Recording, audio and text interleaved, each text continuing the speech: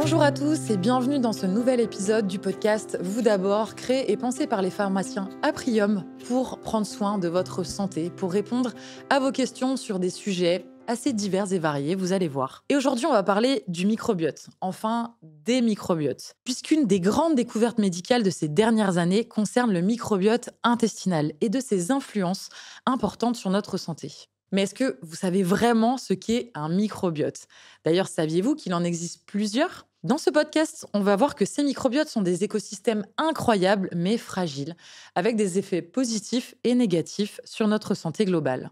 Et on va traiter ce sujet passionnant avec nos invités du jour, Mickaël Leribaud. Vous êtes pharmacien à Prium, mais avant d'être pharmacien, vous avez aussi exercé pendant longtemps dans l'industrie pharmaceutique. Qu'est-ce que ça vous a appris en fait finalement l'industrie pharmaceutique et après de revenir à l'officine ? Bonjour Marine, bonjour Julie.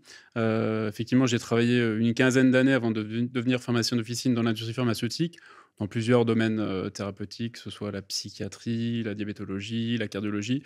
Et chaque fois, il y avait toujours un lien finalement entre ces différentes aires thérapeutiques et le microbiote. Et maintenant que je suis passé de l'autre côté comme pharmacien d'officine, c'est un cas de comptoir qu'on a extrêmement fréquemment. Et le microbiote, j'ai envie de dire que c'est à la fois un sujet d'actualité et un sujet quotidien pour nous, les pharmaciens officinaux. Eh bien, tu vas pouvoir nous éclairer, nous raconter ton expérience auprès des patients. Et j'accueille aussi Julie Pradine, naturopathe certifiée, hein, c'est important de le dire. Julie, toi, tu as une expérience personnelle avec ces problèmes de microbiote, puisque tu souffres d'un syndrome de l'intestin irritable. Et ça t'a amené à faire une quête véritablement passionnée sur ce sujet du microbiote vers justement les différentes méthodes pour en prendre soin grâce à la médecine naturelle. Et tu partages tes conseils régulièrement sur les réseaux sociaux. C'est ça. Bonjour Marine, bonjour Mickaël. Donc moi j'adore partager et vulgariser du coup sur ce sujet-là. Moi sur mes réseaux sociaux c'est Julie Pradine-du-bas naturopathe et sur mes réseaux sociaux j'essaie d'apporter le plus de conseils. Donc moi je donne des consultations et c'est vrai que 90% de mes consultations c'est en lien avec le microbiote, même 95% on peut dire. Et c'est vrai que du coup grâce aux réseaux sociaux, on peut partager le fait que, on va le voir dans le podcast, l'alimentation, c'est simple en fait, entretenir son microbiote, justement d'être à l'écoute de son corps, de ne pas rester dans le silence, ce n'est pas normal d'avoir des symptômes digestifs, inflammatoires, etc., de vraiment se poser les bonnes questions, le mode de vie, le sport, beaucoup le sommeil aussi qui va être important. Et du coup, grâce aux réseaux sociaux et à mes bouquins aussi, parce que je suis autrice également, et mes programmes, parce que je fais des programmes aussi d'accompagnement pour vraiment essayer de guider le plus possible et toujours de manière simple et ludique des bons conseils pour le microbiote. Merci d'être là tous les deux. Eh bien, on va rentrer dans le vif du sujet pour traiter cette question des microbiotes. Qu'est-ce que c'est un microbiote déjà, Mickaël ? Alors un microbiote, c'est un ensemble de micro-organismes, je dirais des milliards de micro-organismes, qui sont composés essentiellement de bactéries. Il n'y a pas que des bactéries, il y a des champignons, il y a des virus, il y a des parasites. Et c'est un microcosme pour lequel l'équilibre s'établit. Et quand il y a une rupture d'équilibre, c'est ce qu'on appelle une dysbiose. Et c'est là qu'on peut avoir des anomalies de microbiote. On a tous une signature microbiotique qui est différente.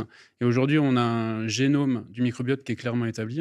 Alors, vous avez parlé de milliards de micro-organismes, essentiellement des bactéries. Et dans ces bactéries, aujourd'hui, on sait parfaitement qu'il y a à peu près 1000 espèces de bactéries différentes dans le microbiote. Et quand on prend un individu donné, on a à peu près 160 espèces de bactéries différentes. Quand on regarde le commun des individus, sur ces 160, on en a à peu près la moitié en commun. Et ensuite, quand on prend un socle d'individus, on a 15 à 20 espèces seulement en commun de bactéries. Donc, ce qui signifie qu'effectivement, c'est une vraie signature microbiotique. Et on a un microbiote qui est extrêmement différent d'un individu à l'autre, à la fois sur le plan qualitatif et sur le plan quantitatif. Et c'est vrai que tu as parlé notamment de l'alimentation qui est extrêmement importante, mais il y a aussi une partie génétique qui est importante. Il y a une partie traitement, puisqu'on prend des traitements tout au long de notre vie, et les traitements peuvent effectivement créer des dysbioses ou non sur le microbiote. Et on en a plusieurs des microbiotes. On peut mentionner le microbiote cutané, qu'on appelle plutôt la flore cutanée, le microbiote intestinal, celui dont on va vraiment beaucoup parler aujourd'hui, mais aussi le microbiote vaginal, la flore vaginale. Les microbiotes, on en a beaucoup, parce que c'est vrai que le plus connu, la star de nous tous, c'est le microbiote intestinal. Mais en fait, on retrouve le microbiote, la peau, la salive, la bouche, même l'estomac, toute la sphère digestive. Donc, on est peuplé de petites bactéries, même si je ne me trompe pas, il y a plus de bactéries que de cellules dans notre propre corps. Donc le plus connu, c'est le microbiote intestinal, ou flore intestinale. C'est un microcosme vivant où on peut retrouver des champignons, des virus, des bonnes bactéries et aussi des mauvaises bactéries. C'est un peu comme un château fort, je pense. J'aime bien comparer ça avec des petits soldats, des petits guerriers, un petit village où on va entretenir justement pour qu'ils soient en bonne santé. On parlera peut-être du système immunitaire après, mais pour l'entretenir avec des bonnes bactéries, qu'est-ce qu'on va apporter? Chaque micro-organisme a sa place, a son rôle en fait au sein d'un microbiote. Et donc, comme tu l'as dit, en fait, c'est un ensemble de millions, milliards de micro-organismes qui vivent ensemble, en accord avec notre corps et sa manière de fonctionner. On appelle aussi l'axe cerveau-intestin, intestin-cerveau, hein. Donc, c'est vrai que quand on a un bon château fort, bien entretenu, un bon microcosme vivant avec des bonnes bactéries et une symbiose tous ensemble, on a vraiment une certaine identité, hein. C'est vraiment une empreinte digitale, notre microbiote. C'est ça qui est super intéressant. Et ça joue aussi sur notre émotion, sur notre énergie, sur nos mouvements, notre concentration, notre écoute auprès des autres. Oui, voilà, parce que quand on est en bonne santé, quand tout va bien, normalement, nos microbiotes vont bien. Mais comment ça se fait que les microbiotes comme ça peuvent se dérégler? Comment on l'explique? Quelles sont les causes des dérèglements? Moi, je dirais que la première cause, ça va être un peu le mal du siècle qu'on parle de nos jours, c'est le stress. Je pense que c'est un des premiers facteurs à prendre en compte parce que on le voit beaucoup, il y a de plus en plus un effet de mode dans l'alimentation, dans le bien-être en général, de faire du sport, d'avoir un mode de vie sain, etc. Et on a beau faire des efforts finalement à se dire j'ai un mode de vie, je comprends pas, qu'on voit un petit peu même sur les réseaux sociaux parce que c'est la grande tendance, etc. Je vais pas bien, j'ai des ballonnements, j'ai des troubles digestifs, j'ai de l'acné, j'ai de l'eczéma, etc. Mais d'où ça vient alors que je fais tous ces efforts-là, quoi. Donc, je pense qu'en numéro un, je parlerais quand même du stress. Après, notre environnement, comme on peut en parler avec notre alimentation qui s'appauvrit peut-être, avec le manque de temps pour faire à manger. Donc, ça va être beaucoup l'alimentation ultra transformée, les pesticides, les conservateurs, les édulcorants, ceux qui font partie de nos jours parce que dans notre société, on est à fond dans le boulot, à fond dans la famille, s'occuper, etc. On n'a pas forcément le temps. Donc, ça procure aussi du stress. Il faut vraiment se dire qu'en fait, on est en symbiose avec notre microbiote et qu'en fait, c'est notre meilleur ami. C'est-à-dire, c'est comme si on tenait la main à notre meilleur ami tous les jours et qu'on disait, qu'est-ce qu'on va faire aujourd'hui? Qu'est-ce que je vais faire pour que tu te sentes bien? En tant que naturopathe, tu as vraiment une expertise justement dans l'accompagnement des patients qui ont diverses problématiques. On ne va pas rentrer dans le détail, mais avec une compétence axée justement sur améliorer l'hygiène de vie globale et notamment l'alimentation. Autour du microbiote, on entend parler de prébiotiques, probiotiques. Il faudrait consommer certains types d'aliments pour prendre soin de notre microbiote. Est-ce que tu peux nous expliquer déjà ce que ça veut dire prébiotique, probiotique et comment justement on prend soin de son microbiote avec l'alimentation? Par l'alimentation, alors, faut pas se dire que c'est compliqué, en fait. On n'est pas obligé d'avoir des aliments un peu qu'on va trouver dans certains magasins un peu particuliers, etc. On peut entretenir son microbiote au quotidien de manière hyper simple en vulgarisant le fait que déjà, qu'est-ce que c'est un prébiotique? C'est les aliments préférés des bonnes bactéries intestinales. On va enrichir son alimentation de fibres. Donc, où on trouve les fibres? Fruits, légumes, tubercules, les céréales. Déjà, si on arrive à mélanger un petit peu tout ça dans son alimentation, bien sûr, on a des stars au niveau des prébiotiques. On a l'ail, on a l'oignon, on a les poireaux, on a la banane, les céréales complètes, les légumineuses. Ça, c'est les petites stars chouchous qu'on peut rajouter. Sinon, dès qu'on mange fruits, légumes, je rappelle, céréales, légumineuses, tubercules, on entretient sa flore intestinale. Par exemple, si on fait une salade de riz froide, des patates froides, on entretient, ce sont des prébiotiques exceptionnels. On fait une petite salade, on le nourrit. C'est Donc, juste, comme si on donnait de l'énergie aux bonnes c'est bactéries ça. pour se On développer. va les booster, on va manager l'équipe, on va leur donner, comme on disait, les petits jardiniers, les petits soldats. Tiens, voici les armes pour passer la journée, entretiens bien tout ça, bonne journée. Et du coup, les probiotiques, c'est un peu plus difficile, on va dire, parce que c'est dans tout ce qui est lactofermenté. Donc, il faut apprécier, il faut aller tester ces petites choses-là. Je sais qu'il y en a, on connaît tout ce qui est kéfir. Bon, les yaourts sont plus classiques, mais on va avoir la choucroute, les jus de légumes lactofermentés, les cornichons, les pickles, le vinaigre de cidre numéro 1. C'est un côté qui a quand même acide. Il n'y a pas forcément tout le monde qui apprécie. Moi, j'adore la cuisine. J'en partage beaucoup de recettes bien-être, à fond microbiote, etc. pour vraiment montrer qu'en fait, si on cuisine un minimum, on peut rajouter des probiotiques facilement et de manière gourmande. Apporter des probiotiques, c'est apporter des micro-organismes qui vont permettre de coloniser l'espace et donc de rééquilibrer la flore. En fait, on est entouré de bactéries. C'est-à-dire que je vais toucher le fauteuil, il y a des bactéries. Je vais toucher ma chemise, il va y avoir des bactéries. Dans l'alimentation, il y a des bactéries. C'est hyper important d'enrichir notre microbiote avec notre environnement. C'est-à-dire que quand on va faire à manger, qu'on s'apporte de la lactofermentation, etc., eh ben en fait, au quotidien, au lieu de se prendre peut-être une gélule de complément alimentaire, de probiotiques, et que c'est une solution de facilité pour certains, ça va vraiment faire gagner du temps, mais pour entretenir, je pense que déjà, rien que dans l'alimentation, de rajouter des aliments qui sont riches en probiotiques, ça réenseigne mon quotidien. Il faut vraiment penser qu'est-ce que je vais m'apporter à mon microbiote pour qu'il se sente bien. Tu l'as mentionné aussi tout à l'heure, le lien avec l'alimentation ultra transformée et certains additifs, conservateurs. Qu'est-ce qu'on sait du coup de ça avec le microbiote? Toujours dans le microbiote intestinal, on sait que l'alimentation, junk food, le sucre, les édulcorants, les conservateurs, tout ce qui est alimentation ultra transformée, ben, ça fait du mal. Notre corps, il est naturel, donc c'est vrai que plus on va avoir une alimentation naturelle, ben, plus on va le nourrir correctement. On a une alimentation occidentale très moderne avec des plats où on peut commander, on peut se faire épauler, etc. On peut trouver, franchement, dans les supermarchés, on trouve de tout. On a tous les fruits, les légumes, on a tout à portée de main. Mais le problème, c'est qu'il y a de moins en moins de vitamines et de minéraux dans notre alimentation. Et qu'est-ce que ça veut dire? Ça veut dire que notre corps, il va être en sous-régime, il va être carencé, on va être fatigué, on va être stressé, on peut avoir des pathologies, etc. On peut faire l'équilibre. Ça, Oui, bien sûr. c'est complètement normal de ne pas se mettre la pression, justement, mais de se dire, je sais pourquoi je vais manger tel ou tel aliment, parce que peut-être que ce week-end, je suis en week-end avec des amis, je vais me faire du bien, je ne vais pas me prendre la tête, quoi. Oui, non, mais tu as complètement raison hein, de rappeler l'importance, voilà, pour nourrir son microbiote, d'une alimentation équilibrée, variée. Tu as donné plein de noms d'aliments, d'astuces, de choses qu'on peut rajouter dans notre assiette, tout en gardant à l'esprit qu'on peut se faire plaisir et on peut, voilà, de temps en temps, parce qu'on manque de temps, faire un plat tout préparé ou se faire plaisir avec un petit burger. Complètement. Non, mais c'est Voilà, vrai. non, mais tout est dans l'équilibre. Parlons un petit peu de cette dysbiose. Donc, c'est quand le microbiote se dérègle, ne fonctionne pas de manière optimale. Donc, on a parlé du stress, de notre mode de vie, de l'alimentation qui peut détériorer notre microbiote, notamment intestinal. Mais on peut parler aussi du coup des traitements, notamment des antibiotiques qui sont bien connus pour abîmer notre flore intestinale ou notre flore vaginale.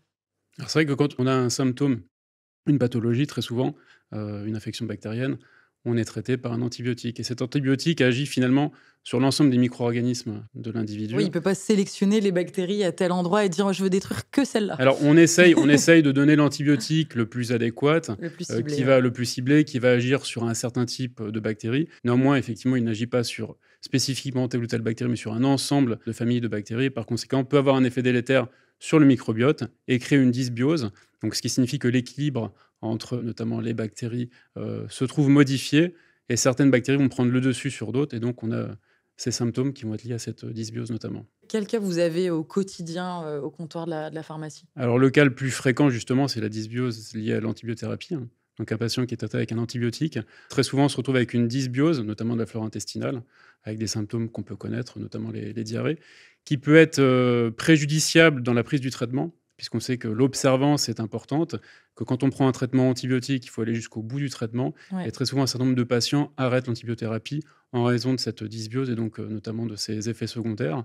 Et il est extrêmement important, notamment de préciser à nos patients qu'un complément probiotique peut être intéressant pour réussir justement à aller jusqu'au bout de son traitement et éliminer cette pathologie. Oui, parce que si on ne prend pas un traitement antibiotique jusqu'au bout, on peut risquer de sélectionner des bactéries qui sont résistantes, qui vont après prendre la place des autres bactéries et qui seraient difficiles à traiter si l'infection venait à continuer. Aujourd'hui, il y a une science qui est apparue il y a une dizaine ou une quinzaine d'années qui s'appelle la pharmacomicrobiomique, qui est l'étude de la science sur l'interaction entre le microbiote et les médicaments. Et on sait parfaitement aujourd'hui qu'un certain nombre de médicaments vont être rendus plus ou moins efficaces par le microbiote. Donc en fonction de chaque individu, l'efficacité va être différente.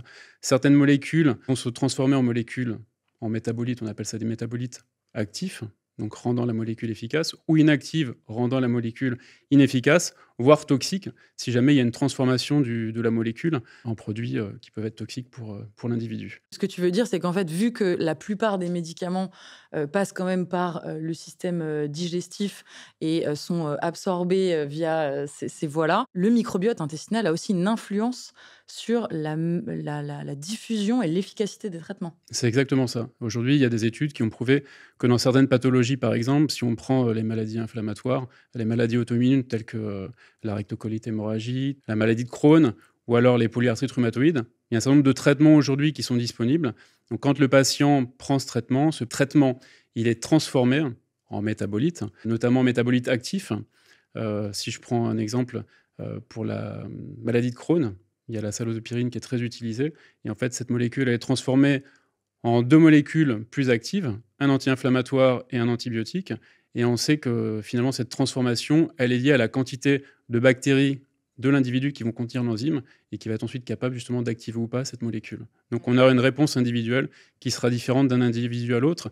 Et le but de cette science, justement, c'est de plus tard déterminer des modèles qui permettront de déterminer quels sont les facteurs prédisposants qui permettront de juger ou pas de l'efficacité du produit. Je voulais aussi qu'on s'attarde quelques minutes sur le sujet du microbiote vaginal, parce qu'on a une flore vaginale naturellement présente, qui est importante d'entretenir aussi et de ne pas détériorer par parfois excès d'hygiène. Il y a des femmes qui pensent qu'elles ont besoin de se nettoyer par excès et nettoyer parfois l'intérieur du vagin pendant qu'elles se douchent, alors qu'en fait, ces actions-là vont détériorer la flore vaginale et peuvent provoquer des infections par la suite. Et c'est très courant aussi que certaines femmes qui prennent un traitement antibiotique développent des mycoses vaginales. C'est un cas ultra fréquent en pharmacie. Alors oui, c'est un cas qui est extrêmement fréquent à la pharmacie. On a de nombreuses femmes qui viennent quotidiennement, qui se présentent au comptoir avec un certain nombre de plaintes. Donc les plaintes les plus classiques, c'est une irritation, des pertes, souvent des pertes blanches, qui ne sont pas odorantes. Alors nous, notre objectif, c'est évidemment de la questionner et d'être sûr qu'elle souffre effectivement d'une dysbiose de la flore vaginale avec une mycose. Et donc on lui propose un traitement adapté, un traitement qui va être symptomatique, depuis l'hygiène justement, tu parlais d'hygiène tout à l'heure, une hygiène adaptée à sa mycose, c'est-à-dire un milieu alcalin, un savon plutôt alcalin. On va lui proposer aussi une crème ou un ovule pour agir contre la mycose. Et puis, comme il s'agit d'une dysbiose du microbiote, on va lui proposer aussi des probiotiques qui vont permettre de réensemencer sa flore vaginale pour mettre fin à la fois à cette mycose et éviter une répétition de ces symptômes. On l'a dit, le microbiote est un écosystème très personnel, individuel. Et d'ailleurs, il se met en place dans les premiers jours de vie. Et ça, je trouve ça absolument passionnant. J'aimerais qu'on en parle un petit peu de ce microbiote qui varie en fonction des individus, déjà en fonction du mode de naissance. Si on est par césarienne, il a été démontré qu'on n'a pas le même microbiote, on n'a pas les mêmes bactéries qui se mettent en place dans les premiers jours de vie au niveau du système digestif. Il y a un petit flou sur le fait que est-ce qu'un bébé est né avec un microbiote à 0 ou est-ce que déjà il naît avec une certaine identité. Et à la naissance, on en revient tout à l'heure à ce qu'on disait, ça va être l'environnement et la flore vaginale et les premières respirations, ce qui va toucher. C'est pour ça qu'on va faire aussi le pot à peau, parce que microbiote de la peau, donc il va pouvoir récupérer aussi les bactéries de la maman. Donc c'est pour ça qu'il y a une vraie prévention à faire. Quand on parlait du microbiote vaginal, en fait, il faut l'entretenir au quotidien. Et de plus, quand on veut avoir un enfant, on sait que c'est la première sortie et la première réception qu'il va avoir pour son système immunitaire, pour sa digestion, etc. Ça vient de la maman, donc c'est super important de faire attention.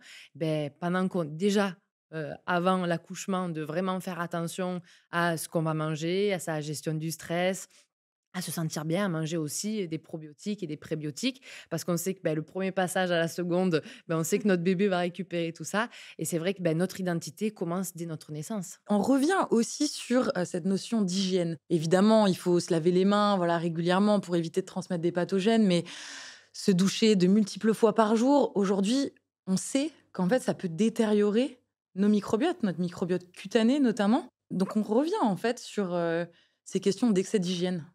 Ouais, malheureusement, c'est vrai que le trop tue le trop, finalement, comme on dit. Et c'est vrai que on le rappelle, les bactéries sont dans notre environnement, nos habits, ce qu'on touche, l'air, l'alimentation, etc. Et si on on se met trop dans un milieu aseptisé et on se rend compte qu'il y a des microbiotes qui sont altérés, différents par rapport à des études qui prouvent des enfants qui grandissent en ville et des enfants qui grandissent à la campagne. Et on se rend compte, peut-être à la campagne, on va être amené à manger un petit peu de terre, un petit se peu de salir un cailloux, peu les mains. voilà, se salir un petit peu les mains.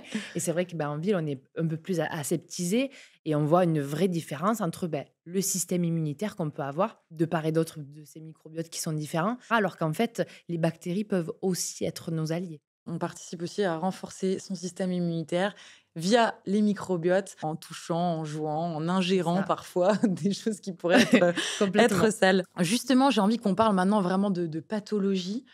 Quand ce microbiote est déréglé, enfin les microbiotes sont déréglés, donc on a parlé de dysbiose. Quelles sont les pathologies qu'on peut développer? Moi, je dirais les problèmes, c'est les troubles digestifs. C'est un petit classique. On va parler de tout ce qui est flatulence, ballonnement, constipation, diarrhée, difficulté à digérer, des lourdeurs qui peuvent aussi amener des troubles du sommeil également. Il y a pas mal de maladies inflammatoires qui sont en lien avec le microbiote. On a l'eczéma, très connu, psoriasis, acné. Bon, il y a toujours un lien avec quand même l'émotionnel aussi. À l'eczéma, on le sait. Le psoriasis, on le sait aussi. Donc, on en revient à ce qu'on disait, axe cerveau-intestin. Tu as commencé à évoquer les problèmes notamment de flatulence, de diarrhée, et cetera. Je dirais que ça, il y a une dysbiose, on va dire, momentanée d'un microbiote. Après, effectivement, il y a des dysbioses qui vont être plus chroniques et ces dysbioses vont entraîner un certain nombre de pathologies. Alors, tu en as parlé, des pathologies inflammatoires, des pathologies auto-immunes comme la maladie de Crohn. Et tu me parles effectivement de maladies métaboliques. Moi, je pense à l'obésité, je pense au diabète. Et c'est vrai qu'on s'est aperçu que finalement, quand on a une alimentation qui est plutôt grasse, qui est plutôt sucrée, finalement, elle favorise la prépondérance d'un certain type de bactéries plutôt que d'autres dans ce microbiote, donc lié à une dysbiose, ça va créer une dysbiose. Et ces bactéries, finalement, elles vont émettre des molécules inflammatoires, et des molécules inflammatoires qui vont créer ces problématiques. Et en particulier, je pense aux patients qui peuvent devenir diabétiques. Il y a une insulinorésistance qui se manifeste de plus en plus, et c'est ce qui peut aussi causer un diabète notamment. On a aussi une étude assez récente qui montre le lien entre le microbiote intestinal et le risque de faire un infarctus, d'avoir des maladies cardiovasculaires. Et je pense que c'était important aussi de le mentionner. Donc voilà, on a dit diabète, obésité, maladies cardiovasculaires, maladies inflammatoires, donc certaines maladies dermato, des maladies chroniques intestinales, maladie de Crohn, rectocolite hémorragique.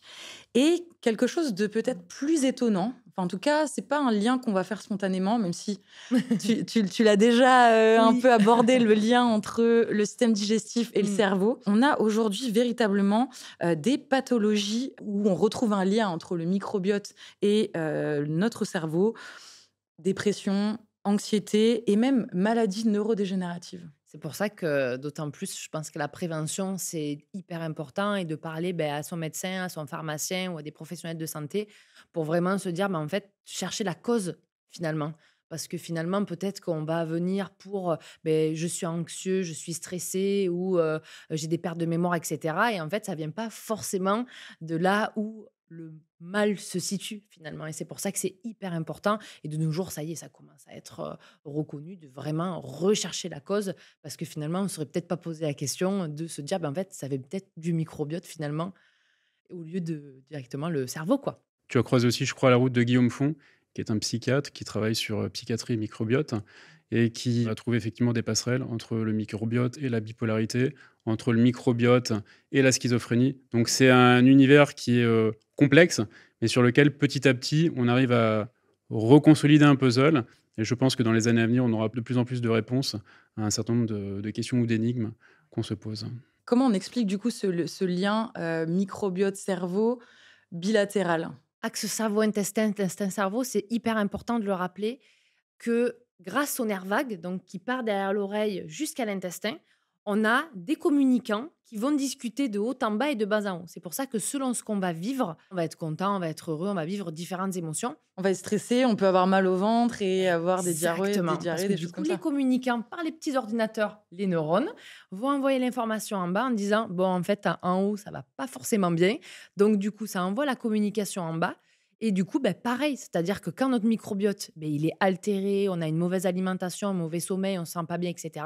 Et en fait, ça envoie aussi la communication, comme tu disais, bilatérale. Donc, il y a aussi l'information qui part de bas en haut. Et du coup, que quand on est contrarié et qu'on voilà, on a eu une mauvaise alimentation, etc., et ben en fait, ça envoie une mauvaise communication, des mauvais messages, finalement, des messages négatifs qui peuvent altérer nos émotions et on peut avoir le moral dans les chaussettes, des petits moments où on va avoir du stress, de l'anxiété, une accélération du rythme cardiaque. On ne sait pas pourquoi, parce que finalement, on est bien, on est assis sur notre canapé, tout se passait bien, parce que c'est la communication de notre microbiote. Via plus de 200 millions de neurones. Je trouve ça quand même assez dingue de réaliser à quel point les deux sont interconnectés. Et ce qui est assez fou, c'est qu'on parle même qu'il y a 30% de messages qui partent de haut en bas et 70 qui partent de bas en haut.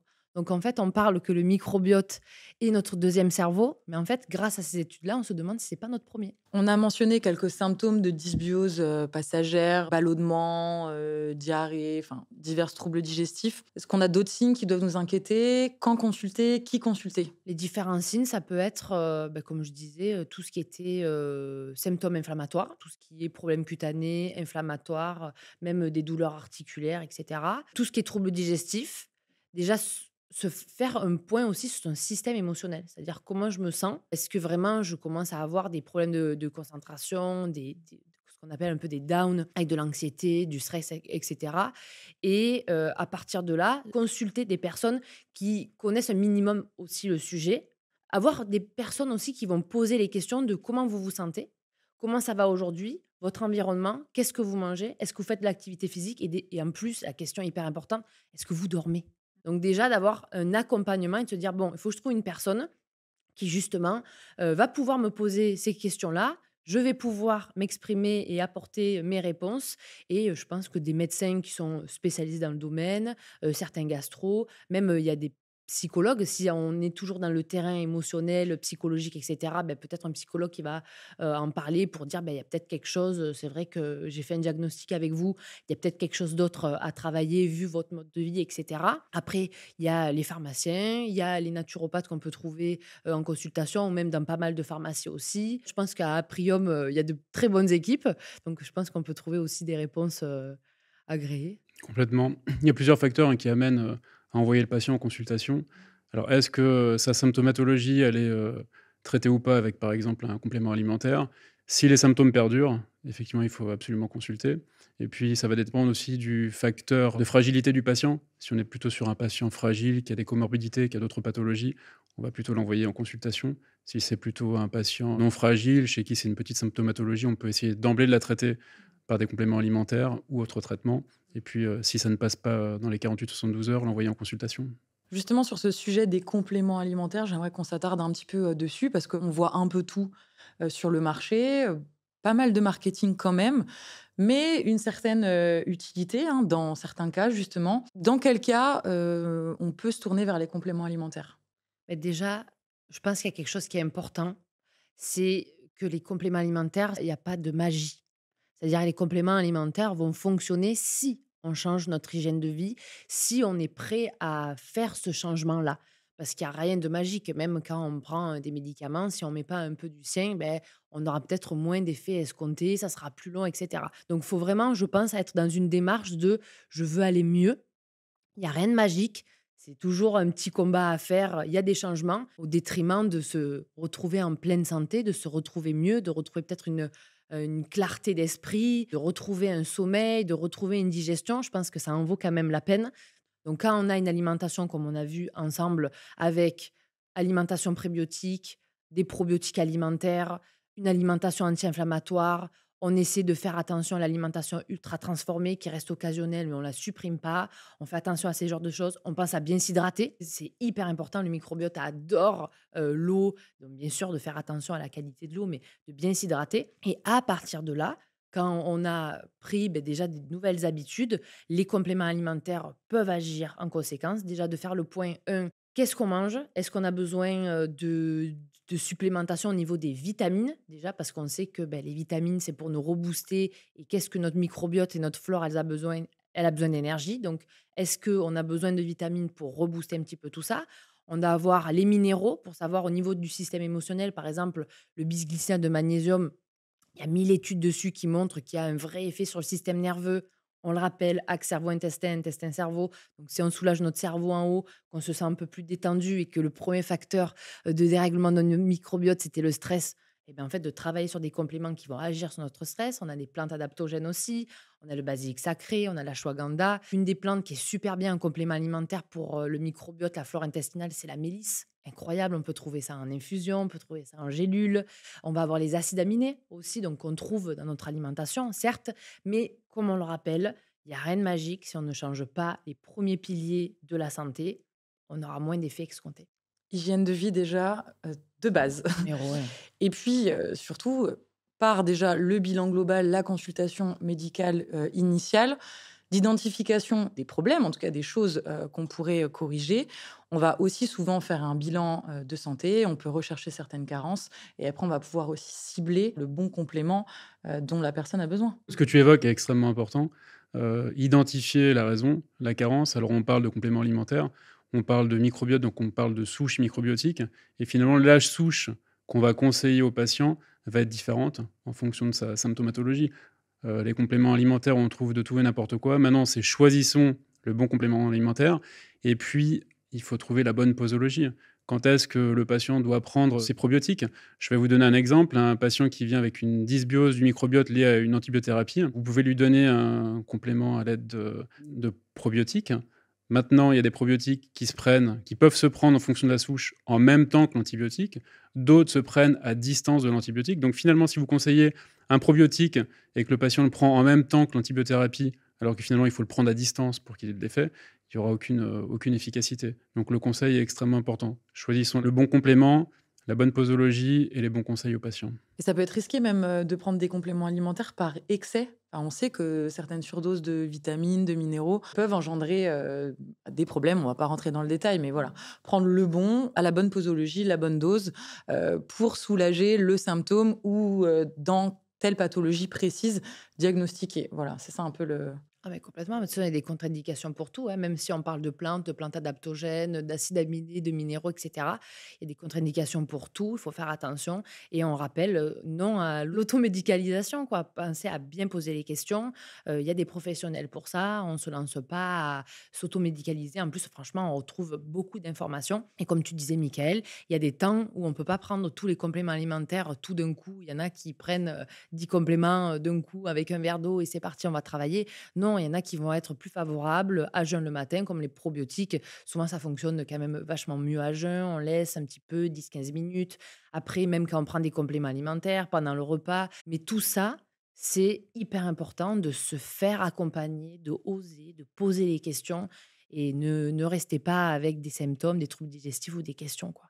Au-delà d'un traitement médicamenteux, c'est vrai qu'à l'officine, au comptoir, on voit très souvent des patients arriver avec une ordonnance, très souvent des médicaments qui sont remboursés. Donc on délivre l'ordonnance avec les conseils, associés évidemment qui vont avec et quand on leur suggère la prise par exemple d'un probiotique parce qu'on estime qu'en fonction du traitement médicamenteux, il serait, intéressant de prendre un probiotique pour que le traitement soit justement pris au bon moment et jusqu'au bout. Très souvent, on a, dans un certain nombre de cas, un refus du patient parce que c'est pas encore dans l'esprit des gens que le complément alimentaire, le probiotique qui n'est pas remboursé aujourd'hui par la sécurité sociale, qui dit non remboursé dit pas d'efficacité et donc dans la tête des patients, c'est pas souvent, simple de leur montrer qu'il y a un bénéfice qui est, presque aussi important que la prise en charge médicamenteuse. et d'un point de vue purement, médical, il y a quand même, des avancées, extraordinaires et dont une qui est la greffe de microbiote. En fait, c'est la transplantation, fécale d'un microbiote de quelqu'un de sain, donc en bonne santé, à, un malade, un patient et donc il y a de nombreuses études qui ont été menées sur ces greffes, de microbiotes,